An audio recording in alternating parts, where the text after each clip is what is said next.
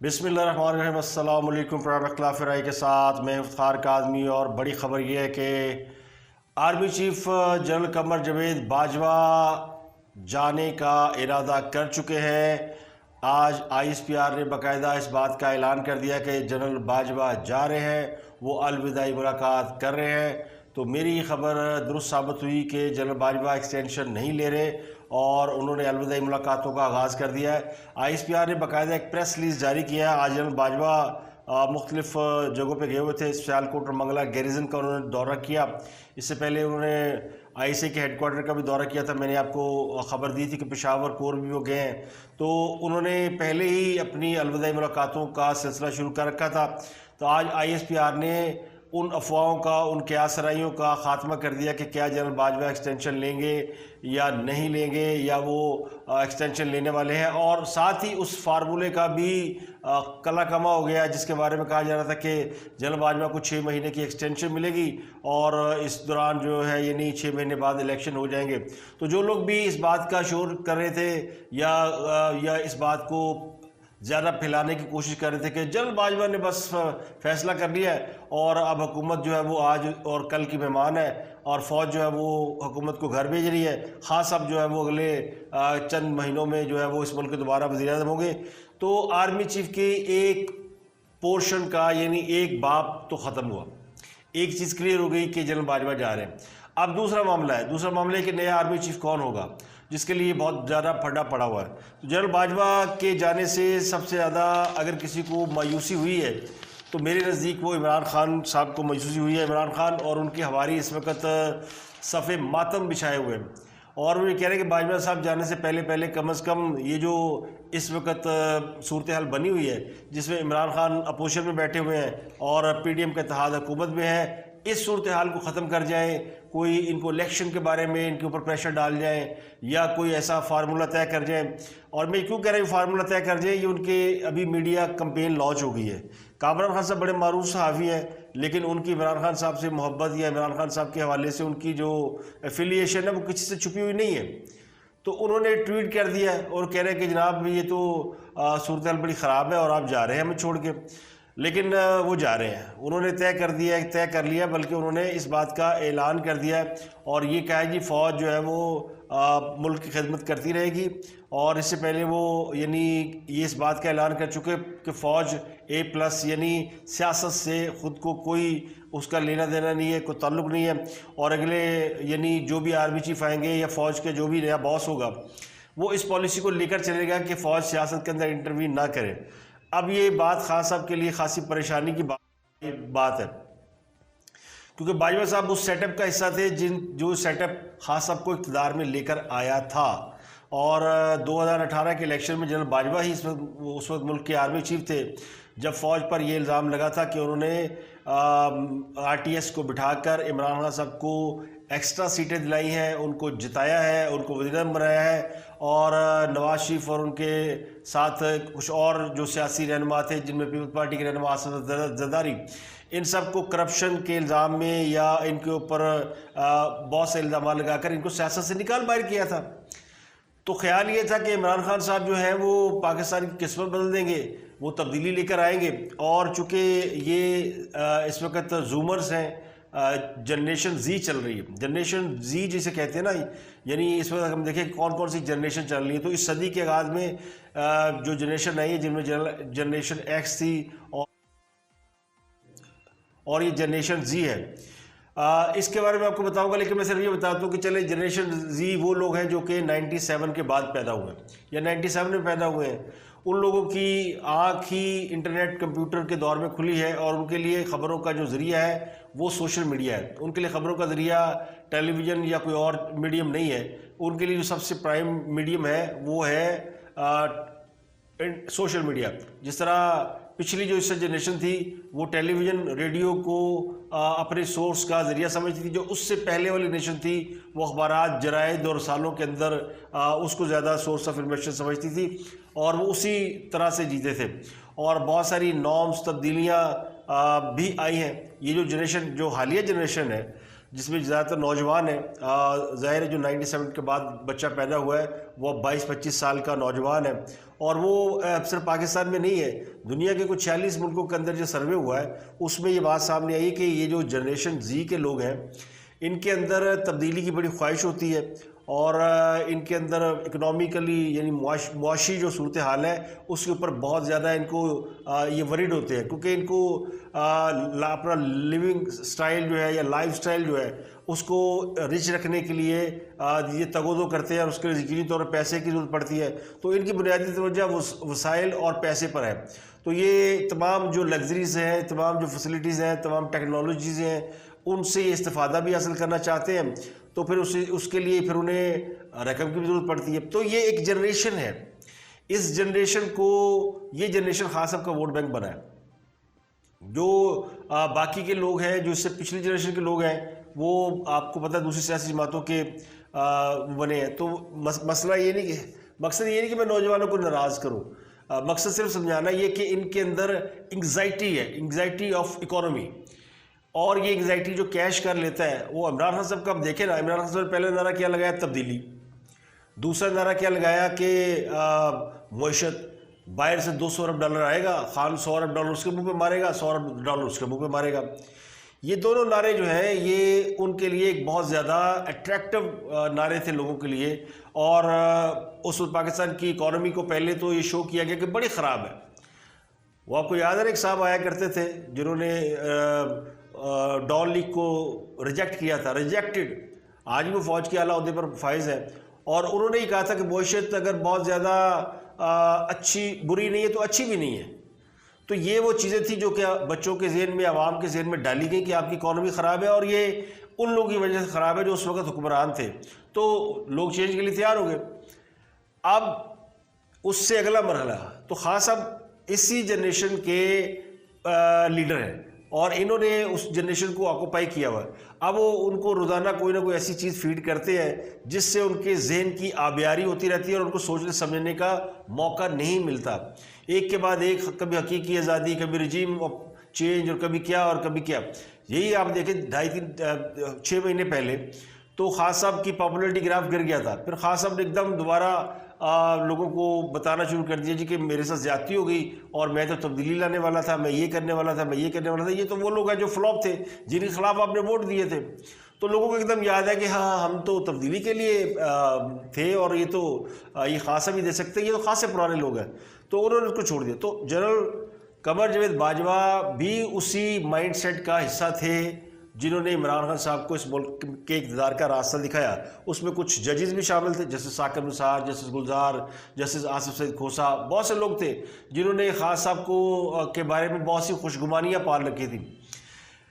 لیکن وہ کہتے ہیں نا کھایا پیا کچھ نہیں, گدھے کے اوپر آپ زیبرے کی لکیریں مار دیں تو وہ زیبرا نہیں بن جاتا.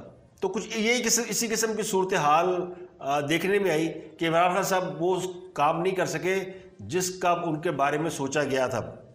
بہت سے لوگوں کو عمران خان صاحب سے امیدیں تھیں, اور اب بھی لوگ امیدیں لگائے بیٹھے ہیں کہ عمران خان صاحب آئیں گے تو پتہ نہیں کیا ہو جائے گا. لیکن اب ان امیدوں سے زیادہ لوگوں کو یہ پرابلم ہے کہ کہیں نواز شریف اور آصف علی زرداری نہ آ جائے, کیونکہ ان کے حوالے سے ان کے ذہن میں یہ بات بٹھا دی گئی کہ وہ تو چور تھے, وہ خراب تھے, وہ ریجیکٹڈ مال ہے. تو اب تبدیلی کی خواہش نہیں ہے کہ عمران کو تبدیلی لے گا, ڈر اس بات کا کہیں وہ نہ آ جائیں جن کو ہم نے ریجیکٹ کیا ہوا ہے. تو یہ خطرہ اب عمران خان صاحب کو بھی ہے. عمران خان صاحب کو لگتا ہے کہ باجوہ صاحب چلے گئے تو پھر جو نئے آنے والے جرنیل ہیں وہ تو ان کا جو تھاٹ پروسیس ہے وہ تو ڈیفرنٹ ہوگا. وہ تو نہیں سوچیں گے کہ عمران خان ہمارا لاڈلا ہے اور ہم اس کو لے کر آئے ہیں, ہم نے اس کو فیسلٹی دینی ہے. وہ تو رکھیں گے ڈنڈا, اور یہی سوچا ہوا ہے حکومت نے بھی کہ ذرا باجوہ صاحب جالن تے سی پن مکھیاں دیا گے, پنجابی میں کہتے ہیں نا پن مکھیاں دیا گے. تو عمران خان صاحب اس سے خاصے گھبرائے ہوئے. تو عمران خان صاحب ایک سے ایک واردات ڈال کے اپنے آپ کو انہوں نے یعنی کوشش کی کہ باجوہ صاحب جانے سے پہلے عمل تو جائے نا, اور اگر جانے کا ارادہ رکھے تو میرے لیے کچھ کر جائے. کیونکہ باپ کس طرح بھی ناراض ہو نا اولاد سے, اور اولاد کتنی بھی ناخلف کیوں نہ ہو, پھر بھی وہ جو رشتہ ہے اس میں ایک سافٹنس رہتی ہے. تو ان کو لگتا ہے کہ باجوہ صاحب نے ان کو, دیکھیں نا عمران خان صاحب نے کیا نہیں کیا, کتنی گالیاں نہیں نکالی، کتنے انہوں نے حملے نہیں کیے، کتنے لوگوں کے نام نہیں لیے، لیکن کیا عمران خان صاحب کو کوئی کسی نے کوئی سوئی بھی ماری؟ ہاں AK-47 کی گولی جو انہوں نے کھائی ہے وہ پتہ نہیں انہیں کس نے ماری ہے، اور وہ اتنی زبردست گولی ہے کہ خان صاحب وہ AK-47 گولی کھا کر بھی ماشاءاللہ ہٹے کٹے ہیں۔ اور کل انہوں نے یہ بھی دعویٰ کیا کہ میں وہ دوسرا شخص کون تھا کنٹرول روم میں۔ تو یہ خان صاحب جتنی کہانیاں سناتے ہیں نا، انہوں نے قوم کو لگایا کہانیوں کے پیچھے۔ یہ جب فرعونوں کا دور ہوتا تھا نا مصر میں، مصر کے اندر دو لوگ بڑے پاورفل تھے بیوروکریسی کے اندر، ایک تھے کاہن اور ایک تھے وہاں کے یہ قصہ گو، جو ایک پنڈت یعنی مذہبی جو رہنما تھے، کاہن انہوں نے کہتے تھے، اور دوسرے قصہ گو تھے، وہ کہانیاں سناتے تھے۔ یہ اتنے پاورفل تھے کہ پنڈتوں اور کاہنوں کی آپس میں اینٹ کتے دا ویر تھی، یہ سمجھ لیں کہ اتنی زیادہ دشمنی تھی کہ وہ دیکھنا نہیں چاہتے تھے ایک دوسرے کو۔ تو بہرحال کاہنوں نے سازش کر کے قصہ گو نکال دیے دربار سے، اور قصہ گو جو ہے ان سب کو فرعون نے نیل کے دوسری طرف پھینک دیا۔ اور وہ کہانیاں سنانے والے اتنے یعنی شاطر ہوتے ہیں کہ جب وہ نہر کے دریائے نیل کے دوسرے کنارے چلے گئے تو انہوں نے وہاں بیٹھ کے قصے سنانے شروع کر دیے، تو دریا کے دوسری طرف پھر شہر سے لوگ آ کے وہاں بسنا شروع ہو گئے اور کہانیاں سننا شروع ہو گئے۔ تو قصہ کہانی میں اتنی زیادہ دلچسپی ہوتی ہے کہ آپ روز کوئی نہ کوئی کہانی سنائیں۔ آپ ڈرامہ سیریل دیکھ لیں، ٹی وی کے ڈرامے آپ دیکھیں نا، وہ کس طرح سیریل وائز چل رہے ہوتے ہیں۔ اس سے پہلے ڈائجسٹ آتے تھے، کہانیاں سلسلے وار چلا کرتی تھی، تو یہ اسی قسم کی سلسلے وار کہانیاں جو خاص صاحب چلاتے ہیں۔ خاص صاحب کی اب قصے دیکھیں نا، وہ عمران سیریز بنی ہوئی ہے۔ ہم کہتے تھے بچپن میں، ہم عمران سیریز پڑھتے تھے، اور کہانی سسپینس اور تھرل ایڈونچر سے بھرپور ہوتی تھی۔ اور اس میں کیا ہے، اس میں آپ روز دیکھیں کوئی نہ کوئی آپ کو کہانی ملے گی۔ ایک بڑا نامور صحافی قتل ہو گیا، کس نے قتل کیا، کون تھا وہ، عمران خان صاحب کو حکومت سے نکال دیا، رات 12 بجے عدالتیں کھل گئیں، کس نے کھولیں، کس کے حکم پہ کھولیں، عمران خان صاحب کو وہ اپنا محل نہیں چھوڑ رہے تھے، ایک ہیلی کاپٹر لینڈ کیا، وہاں سے 2 افسر اترے، چپیڑے ماری، نکال دیا، کون تھے وہ، اور ایک خط آیا جس میں لکھا تھا عمران خان کو حکومت سے نہ نکالا تو آپ کی حکومت گرا دی جائے گی۔ یہ سب کیا ہے؟ یہ سب وہ کہانیاں ہیں، یہ سب وہ کہانی کار ہیں جو کہ عوام کے ذہنوں کو آکوپائی کیے ہوئے، چونکہ عوام ہوتی ہے، سادہ لوگ ہوتے ہیں، اور انہوں نے ایک بت تراشا ہوتا ہے لیڈرشپ کا، ان کو ایک آئیڈیل چاہیے ہوتا ہے کہ یہ میرا آئیڈیل ہے، یہ لیڈر ہے، میں اس کے پیچھے ہوں۔ چاہے کوئی کسی بھی اسکول آف تھاٹ کا ہو، ہر بندہ اپنے اسکول آف تھاٹ کا ایک لیڈر سامنے رکھ لیتا ہے کہ جناب یہ میرا لیڈر، اس کو آئیڈیلائز کرتا ہے، تو جو لیڈر کہے اس کو فالو کرتے ہیں۔ تو خان صاحب کو لوگوں نے اس طرح فالو کیا ہوا ہے، اور وہ لیڈر ان کو گیج رکھنے کے لیے کہانیاں سنا رہا ہے۔ اب جو پروفیشنل سیاستدان، پروفیشنل اس لیے میں کہہ رہا ہوں کہ جن لوگوں سیزنس، جن کا کام ہی پولیٹکس کرنا ہے، وہ قصے کہانیاں سناتے ہیں، لیکن اس تسلسل کے ساتھ نہیں سنا سکتے جیسے خان صاحب سناتے ہیں۔ اب خان صاحب کی اب روز ایک ٹویٹ آتی ہے، اگر آپ وہ ٹویٹ پڑھیں تو اس کے اندر ایک سنسنی ہوتی ہے روز۔ کل جو ٹویٹ آئی اس میں خان صاحب نے کہا میں بتاؤں گا جو میرے پہ حملہ ہوا اس کی نگرانی میجر جنرل فیصل نصیر کر رہا تھا، ڈرٹی ہیری کر رہا تھا، اور ایک اور بندہ بھی فوجی افسر وہ کنٹرول روم میں موجود تھا، وہ 5 گھنٹے وہاں موجود رہا۔ وہ کون تھا؟ میں نام بتاؤں گا، لو جی کہو کون تھا، وہ کون تھا؟ تو یہ جو خان صاحب نے عمران سیریز چلائی ہوئی نا، اس کی وجہ سے قوم کو انہوں نے ہیجان میں مبتلا کیا ہوا ہے۔ اگر قوم ہی ساڈی ہو رہی ہے، سمجھنے کے لیے کوئی تیار ہی نہیں ہے۔ وہ حقیقی آزادی کا نعرہ، حقیقی آزادی کیا ہے سمجھ تو لے کہ کس بات کو حقیقی آزادی کہا جا رہا ہے۔ اچھا صرف یہ نہیں کہ کوئی ان ایجوکیٹڈ لوگ ہیں، بڑے بڑے ہائیلی ایجوکیٹڈ لوگ، لیکن ایسے کہانیوں میں کھوئے ہوئے ہیں، اور روز بندہ کہانی چلا کے چلا جاتا ہے۔ اور پھر اس سے بھی زیادہ ہمارے کچھ دوست جو کہ ویلاگس کرتے ہیں، وہ ان سے زیادہ لمبی لمبی کہانیاں سناتے ہیں، اور پھر کہانیوں پہ چل رہا ہے سارا ملک۔ کہیں پہ آپ کو حقیقت نہیں ملے گی، کہیں پہ آپ کو ٹرانسپیرنٹ چیز نہیں ملے گی۔ ایک اور کیس چل رہا ہے ارشد شریف صاحب کا۔ ارشد شریف کے بارے میں افسوسناک خبر تو یہ ہے کہ ان کو تشدد کر کے مارا گیا، لیکن ان کے حوالے سے بہت سی مسٹیریس چیزیں جڑی ہوئی ہیں کہ اگر کسی نے ان کو مارنا تھا تو وہ فائر مارتا، ان کی موت واقع ہو جاتی۔ مارنے سے پہلے انہوں نے 2-2.5 گھنٹے 3 گھنٹے ٹارچر کیا گیا، ان کے ڈرل لگائی گئی، ان کے ناخن کھینچے گئے، ان کے کیل ٹھوکے گئے۔ تو یہ آخر ایسا کون تھا جس کو اتنا غصہ تھا ان پر؟ مرڈر ہوا ہے، یہ تو حقیقت ہے نا، یہ ہے حقیقت، یہ کہانی نہیں ہے، یہ حقیقت ہے کہ مرڈر ہوا ہے۔ اب اس کے ساتھ جو بیان بازی ہوگی وہ کہانیاں ہوگی. وہ عمران خان صاحب کہتے ہیں جی اس کو کسی نے دبئی سے نکلوا دیا تھا, کس نے کینیا جانے میں مجبور کیا, اور خود یہ بھی کہہ رہے ہیں کہ میں نے 2 دفعہ کہا کینیا چلے جاؤ یا ملک سے باہر چلے جاؤ. تو ان کے مرڈر کے پیچھے جو نئی چیزیں سامنے آئی ہیں, کچھ چیزیں سامنے بھی آئی ہیں جس سے بتایا گیا کہ ان کو گاڑی میں نہیں مارا گیا, ان کو گاڑی سے باہر نکال کے تشدد کا نشانہ بنایا گیا. جب بری طرح ان کو بروٹل کیا گیا اس کے بعد انہیں گاڑی میں بٹھا کے کھڑی گاڑی پہ فائرنگ کی گئی. ممکن ہے اس میں کوئی آگے پیچھے ہو چیز, کیونکہ آئی وٹنس تو کوئی نہیں ہے, لیکن جو گولیوں کے نشان ہے وہ بتاتے ہیں کہ بڑی کلوز فائرنگ ہے. کلوز میں یہ ہوتا ہے جب آپ قریب سے گولی چلاتے ہیں نا تو ہول بڑا سالڈ ہوتا ہے, جب دور سے گولی آتی ہے نا تو وہ گوشت پھٹ جاتا ہے.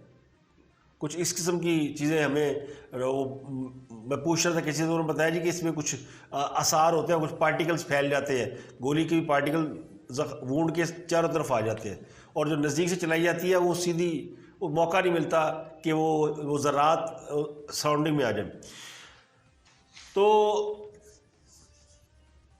اس میں جو ایک سائیڈ لائن تھیوری چل رہی ہے وہ یہ کہ جب ارشد شریف پاکستان سے باہر گئے اس سے پہلے پاکستان کے اندر کسی ہیکر کا کوئی وجود نہیں تھا. پھر اچانک ایک ہیکر آیا, اس نے آڈیو لیک کرنی شروع کر دی, ایک آڈیو لیک, دوسری آڈیو لیک, تیسری آڈیو لیک, اور یہ آڈیو لیک وہ کس کی جاری کر رہا تھا؟ وہ عمران خان کی جاری کر رہا تھا. عمران خان صاحب کو بہت پڑا ہوا تھا. پھر وہ بیچ میں بندہ غائب ہو گیا, لیکن وہ بندہ جب بھی آڈیو لیک کرتا تھا تو عمران خان کی ہوتی تھی. تو 3-4 آڈیو کے بعد ارشد شریف صاحب کی موت ہو جاتی ہے اور وہ آڈیو لیک ہونی بند ہو جاتی ہے. اس سے لوگوں کو شاید شبہ ہے, یہ میں اس کو کہتا ہوں, آپ اس کو بھلے کہانی سمجھیں, لیکن یہ اس کا ایک پہلو ضرور ہے, ایک تھیوری ضرور ہے, اور وہ یہ کہ کہیں ارشد شریف ہی تو نہیں تھا وہ شخص جو کہ خان صاحب کی آڈیو ریلیز کر رہا تھا. یہ مفروض ہے, اس کی تحقیق ہو سکتی ہے, اور شاید اس سے وہ ڈیٹا حاصل کرنے کے لیے ہی اس کو تشدد کا نشانہ بنایا ہو گیا ہو. اور تو ان کے پاس تھا کچھ نہیں, ان کو کس نے مارنا تھا؟ صحافی کو کون مارتا ہے؟ صحافی کے پاس جب تک کوئی اہم راز نہ ہو, کوئی اہم دستاویزات نہ ہو, کوئی اہم کوئی چیز نہ ہو کسی کو دوسرے کو بلیک میل کرنے کے لیے, تو وہ کسی کے لیے خطرہ نہیں ہوتا. بولنے سے کسی کو کوئی تھریٹ نہیں ہوتا. اگر آپ کو پروف نہیں ہے آپ بولتے رہے, انہیں پتہ ہے تو وہ کیے گئے, کوئی اس کو پریشانی نہیں کسی کو ہوگی.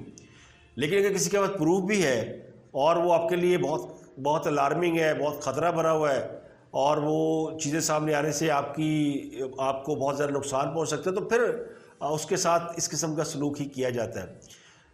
اب یہ جو دوسری پارٹی ہے اس کا موقف یہ ہے کہ چونکہ یہاں اسٹیبلشمنٹ ان کو ناپسند کرتی تھی اور ان کے ہٹ مین ان کے پیچھے لگے ہوئے تھے اور انہوں نے جا کے انہیں مارا, تو وہ ہٹ مین تو ہٹ کر کے آ جاتا, اور ان کا کام اگر کسی کو مارنا ہو تو پھر مار کے آ جاتے. یہ جو جس طرح کا ان کے اوپر وائلنس ہوا ہے, تشدد ہوا ہے, یہ ظاہر کرتا ہے کہ ان کے پاس کوئی اہم چیز تھی, کوئی اہم راز تھا جس کو انہوں نے نکلوانے کے لیے اس پر تشدد کیا, اور پھر کام ہونے پر ان کا کام تمام کر دیا گیا.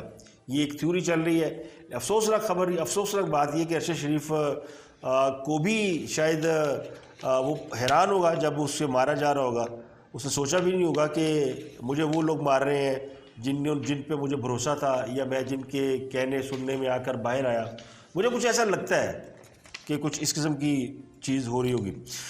پی ٹی آئی کا لانگ مارچ شروع ہو گیا ہے, اور پی ٹی آئی نے آج وزیر آباد سے لانگ مارچ کیا. خان صاحب نے خطاب کیا, اور خان صاحب نے اپنے پہلے خطاب میں فوج سے امیدیں ختم ہو گئی, تو اب وہ چیف جسٹس صاحب سے امیدیں شروع ہو گئی ہیں. انہوں نے چیف جسٹس صاحب سے کہا کہ جناب میرے پہ حملہ ہوا ہے, اور مجھے جو ہے یعنی اس پر مجھے انصاف دیا جائے. قوم چیف جسٹس کی طرف دیکھ رہی ہے. جو کچھ میرے ساتھ ہوا, جو اعظم سواتی کے ساتھ ہوا, جو ارشد شریف کے ساتھ ہوا, پوری قوم جو ہے وہ دیکھ رہی ہے چیف جسٹس کی طرف. انہوں نے جمعرات کے روز آغاز کیا ہے اس کا لانگ مارچ کا, تو انہوں نے خطاب کیا. انہوں نے کہا جی مجھے تو زندگی بہت اللہ کے ہاتھ میں ہے, اور مجھے تو اللہ نے بچا لیا ہے, لیکن 4 چیزیں چیف جسٹس صاحب کو انہوں نے کہا کہ آپ کو دیکھنی پڑیں گی.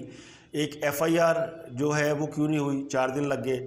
اعظم سواتی کے اوپر کس نے تشدد کیا, ان کی اہلیہ کے ساتھ نازیبہ ویڈیو کس نے جاری کی, ارشد شریف کے ساتھ جو کچھ ہوا اس معاملے کو بھی دیکھنا پڑے گا, اور ارشد شریف کی جو تصویر دکھائی گئی جو بھی ان کے تشدد کی تصویریں دکھائی جا رہی ہیں وہ کس طرح سامنے آ رہی ہیں. انہوں نے کہا کہ مجھے سیاست چمکانے کی ضرورت نہیں ہے, مجھے تو قتل کرنے کا پلان بنایا گیا تھا, 24 ستمبر کو میں نے جلسے میں بتا دیا تھا, اور اس کے بعد ہی بتا دیا تھا کہ مجھے مار کر اس کو مذہبی رنگ دینے کی کوشش کی جائے گی.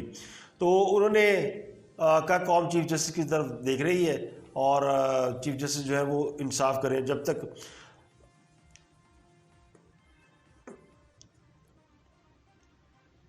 انہوں نے یہ بھی کہا میں پاکستان کے سابق وزیر اعظم ہوں اور لیکن میں اپنی ایف آئی آر نہیں درج کرا سکا کیونکہ اس میں ایک افسر کا نام تھا. تو پاک فوج سے کہتا ہوں کہ توہین تب ہوگی جب وہ ایکشن نہیں لے گی اور ادارہ خود کو قانون سے اوپر سمجھے گا. تو انہوں نے فوج کو بھی ایڈریس کیا اور لیکن اب فوج میں ان کو پتہ کہ ان کی سننے والا کوئی نہیں ہے, اور جب باجوہ صاحب جا رہے ہیں تو پیچھے وہ اگر کوئی سنے گا ان کی تو پھر وہ